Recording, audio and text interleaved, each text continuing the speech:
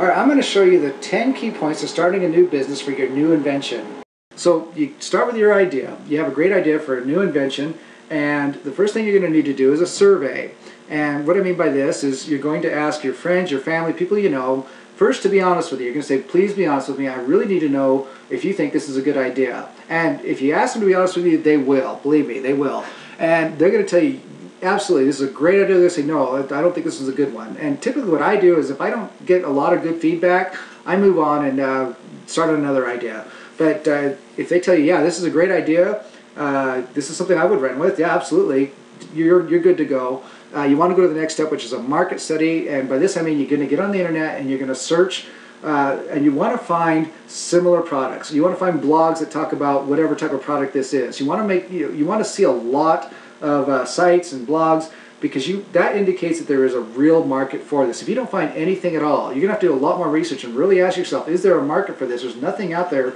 I'm trying to create a new market for some new product from the ground up. It is very costly and is very hard to do. So you're hoping to see a lot of similar products and a lot of information on the internet that shows you the real market for this. Next, you want to do a feasibility study. And I use this term lightly, but basically what you're going to do is you're going to ask yourself, can I really do this? If you're not a computer scientist, you're not a software engineer, you're not a programmer, but your idea is a new type of computer, a new type of MP3 technology, you're going to have to ask yourself, yeah, can I really do this? I really have the ability.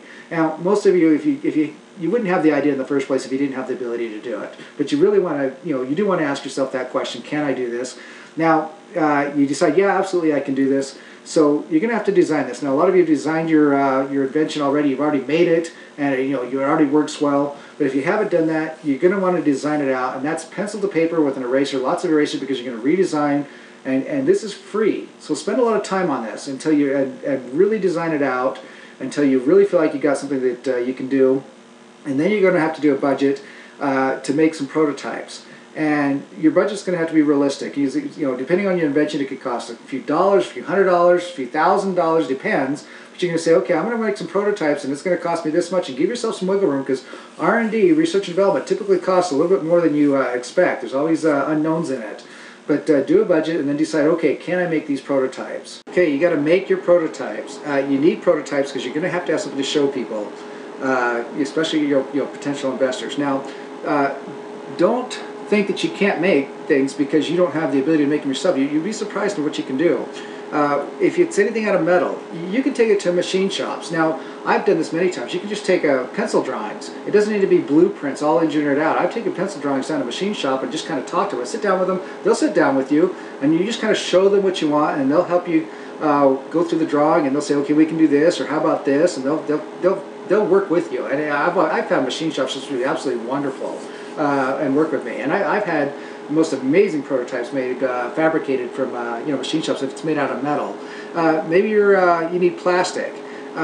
You can get online. You can find all kinds of plastic resins. There's companies like Tap Plastic.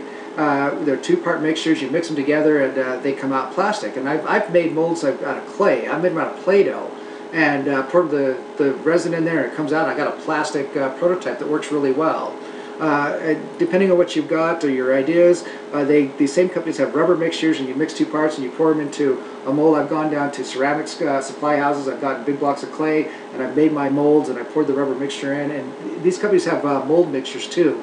They're very affordable. You can spend a couple $100s, you can get everything you need. You can get the mixture for especially for molds for the rubber, whether it's plastic or rubber. But you can make molds, and it's amazing what you can do. You can make all your parts and put it together if you want to put a little time and effort into it. And at times you can just take existing products that are like your idea, and you can modify them. You can tear them all apart, you can put it back together, and you can put it together the way you want it, and it becomes your invention. So these are lots of ideas, ways that I've used, and they're easier than you think. But to make your prototypes so that you have something in hand that actually works, that you can move on to the next step. So after you've made your prototypes, your working prototypes, you want to test them. Now, who do you test them with? Friends, family, and people in the industry.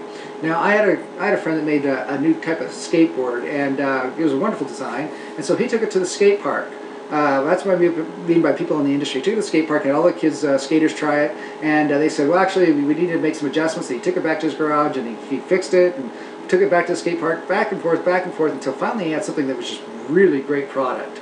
And that ended up in Walmart's. But anyway, but you have people, you have friends, you have family, and or people that would, if you're a fisherman, you got a new fishing product, head down to the stream, the lake, the ocean, whatever, wherever your fishermen are, have them, people will try things for you, and you'd be surprised how total strangers will try things for you.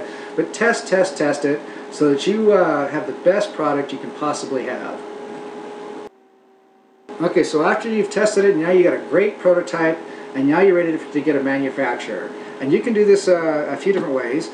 There's always China, Mexico, which actually has some advantages. I'll talk about that in a minute. Or you can find a U.S. manufacturer. If you're going to go overseas, there's a couple companies. There's Global Source, www.globalsource.com, great source. And then there's also Alibaba. They're good too. And for example, if you go with Global Source, you can find vetted companies, and what I mean by that is they've checked out the companies, made sure they're legit, and they have like a 1 to 5 star rating. And I would always go with a vetted 5-star company, especially if you're dealing with China. I like China for price typically, but Mexico has some real advantages, and so you can get on these sites, and you can Global Source, Alibaba, and you can pick a country, and you can type in what you're looking for, and all these companies will come up, and you start corresponding with them. You start emailing them, and they email you back, and you start a relationship just through emails, and start talking about, this is what I want to do, this is my product, and they'll start telling you what they can do. Now sometimes they'll email back and they say, well, this isn't something we do. And I'll say, okay, but go back into Global Source, and there's lots of companies on there, and I've never had a problem, finding a good manufacturer and somebody that's easy to work with. So next we're going to talk about budgets, and I can't emphasize enough, you need to get on Excel, and you need to start plugging in numbers. For example, let's say you plan on launching this product with a website. You can plan on spending at least $7,000 on the type of website that has shopping carts, and they could actually purchase stuff and PayPal. Now that's on the low end, but these are the types of things you need to include in your budget. Now I'm going to give you a hint how to save a lot of money on a website. You can go to www.odesk.com, and what that is you can put your project on the site. It's free to do it. You list out whether you have I have this much money, I have a budget, or you can do it hourly. I like hourly, but that's just me, because every time I put a budget, they just go right to that number, and typically I can get done cheaper on hourly, but that's up to you. What happens is you'll get emails from webmasters, and good webmasters from all over the world that come from Canada, from the Philippines. Lots of them will come from the Philippines, and they'll look at your project, they'll ask questions, you start emailing back and forth. And you can ask, if you do hourly, you can say, how many hours do you think this will take? Give me a good idea of what it's going to cost. And but because these companies are much more affordable, you can get great websites. They'll send you references, they'll show you work they've done, they'll show you websites they've done, and these are good, talented people. And you can do this. You can save a lot of money, and get a really quality website through Odesk. Now you may think, I want to go to trade shows. Maybe that's how you're going to launch. And if you got to find the trade shows, find how much it's going to cost to get in the trade shows, but also how much it's going to cost to put a booth together. I mean, people spend anywhere from a couple $1,000s to $50,000 on their booth. I mean, there's some pretty elaborate booths out there. It all depends on what's your budget and what you feel like you need to have a good showing at a trade shows. If you want to do that route, basically you got to figure out your marketing and what it's going to cost you, and plug those numbers in and play with them on your Excel spreadsheets. And then you're going to have some legal expenses. And what do I mean by that? Well, you want to protect your idea. So I recommend, for me, I like a provisional patent. And what the provisional patent is, it's inexpensive, it's fast, it gives me a patent pending number almost immediately. And what I like about it is that I have 1 year to apply for a full patent on it.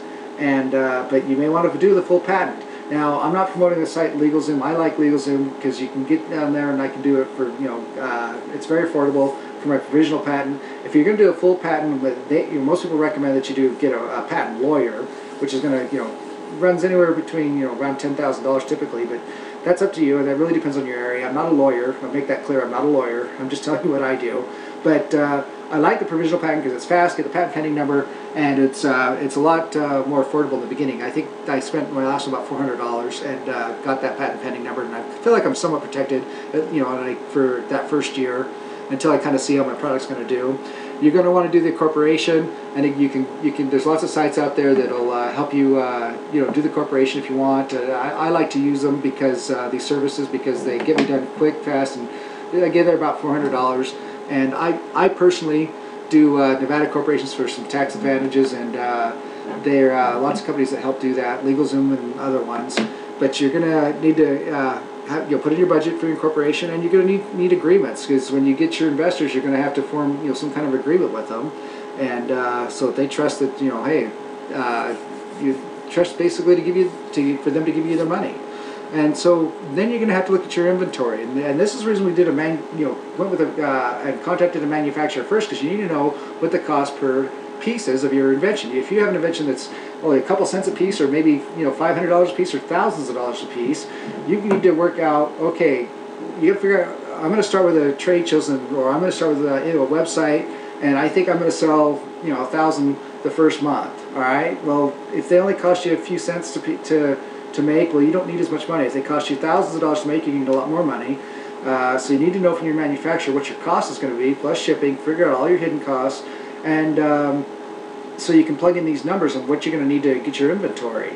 And remember, include things like shipping. And do you need a warehouse? Ask yourself, am I going to need a warehouse for all this inventory? Or can I do this out of my garage?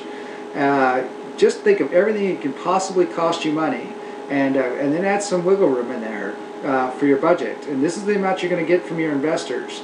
Okay, and then you're definitely going to need an accountant. I'm going to tell you right now, you're going to have an accountant. Okay, and for me personally, I budget $2,000 to get started, because my accountant sets me up with sets the whole company up, and they give you a lot of good advice. My accountant will tell me what type of corporation I should form, where I should form it, and how I should set it up, and it's worth the money. But you're going to want to put that money in your budget, the amount of money you're going to need from investors. So do your Excel sheets and try to think of anything and everything, and then add some wiggle room. All right, so then now you're ready to do your presentation, and that was the whole program we have, is we show you how to do the presentation right, and what to include, how to present it, so you get your investors, and then you're going to want to make your DVDs of this presentation. You're going to hand those out, and you're going to be amazed at what happens. Okay, now you're going to have to open up a business account and with a bank. Now, just so you know, most banks, you have to go to the state that you're incorporated in. So for example, I don't live in Nevada, but I set up a Nevada corporation, so I got to make a trip to Nevada just to sit down and personally be there and open up the bank account and in that state. So again, your accountant can really help you with this if you get an accountant and decide where you want to incorporate. But just know that wherever it is, if it's not the state you live in, you have to travel to that state and be there in person to open that bank account in that state.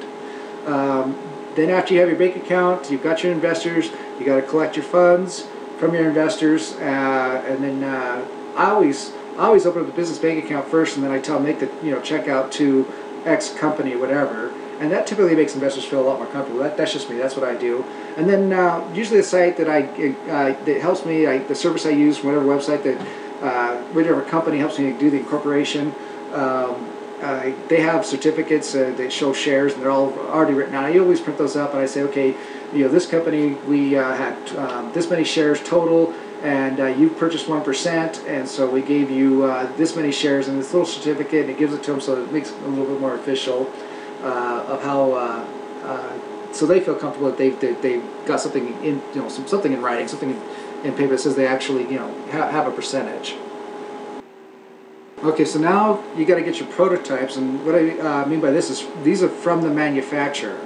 All right, not the ones you made, but the actual first samples from the manufacturer. You always want to get samples from the manufacturer before you make a big order to make sure they're right. Now, let's talk about your manufacturer. Let's say they're in China or Mexico, but if they're in China especially, you're going to have to do a lot of correspondence with them, because if you don't, it's not going to come out right, and you need to have your product come out the way you want it, and this is going to require like drawings and designs and colors. If colors are part of your invention.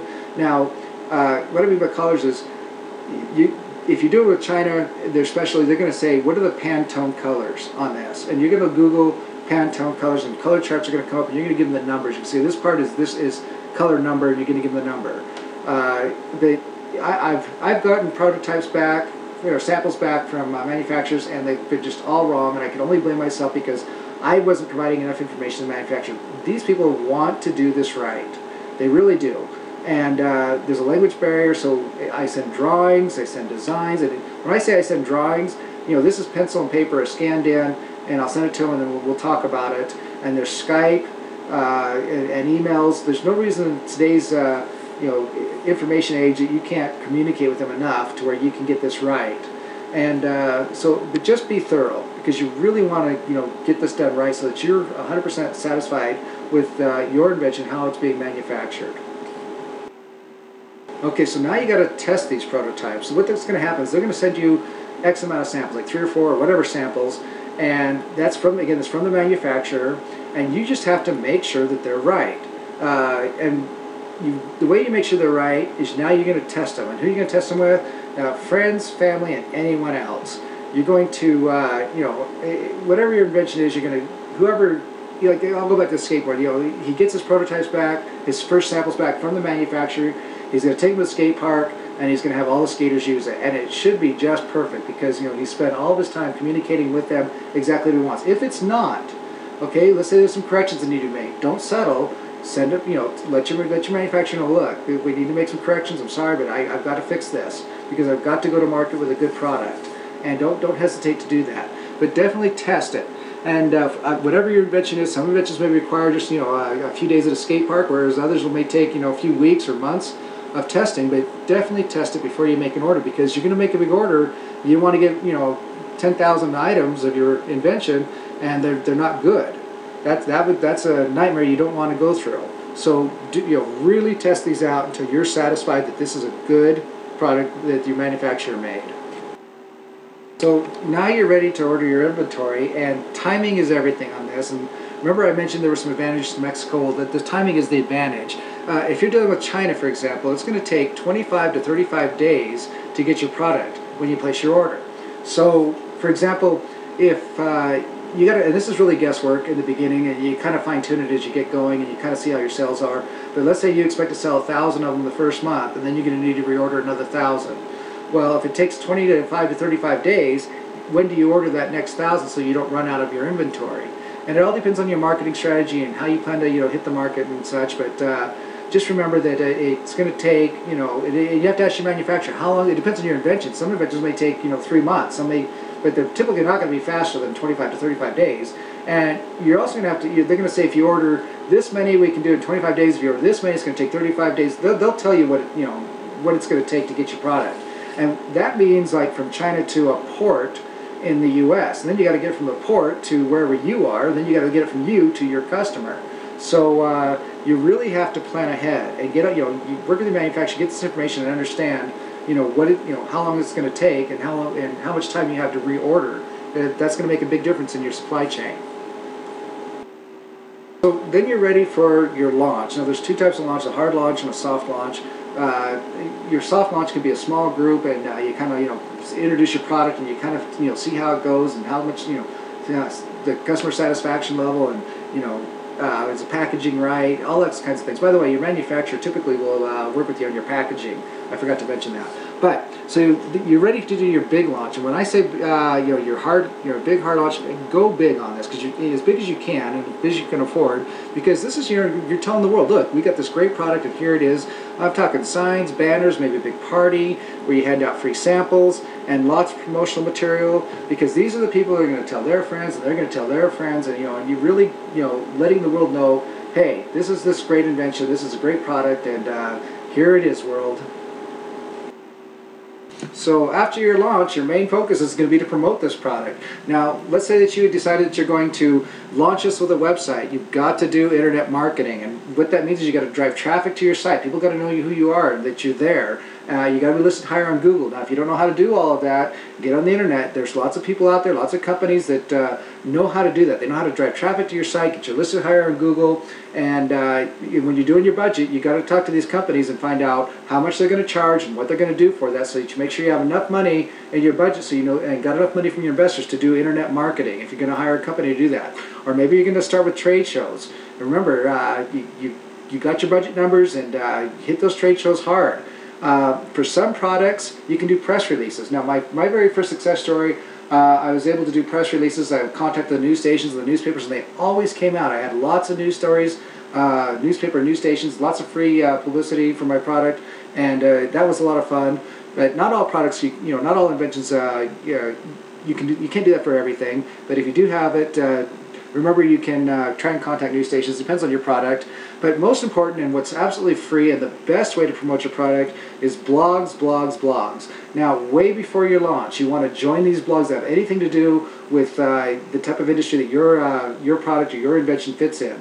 And you join their communities, and you make lots of comments on the posts, and they get to know you, you get to know them, and then you do your big launch, and then you say, by the way, I just did my big launch. And some of these websites have like 15,000 people, some have 100,000 people, and you just made a comment, say, hey, by the way, I just did my big launch, and all of a sudden 15,000 people from this blog know who you are, and 100,000 people from this blog know who you are, and it's just a great, free, easy way to really promote your product.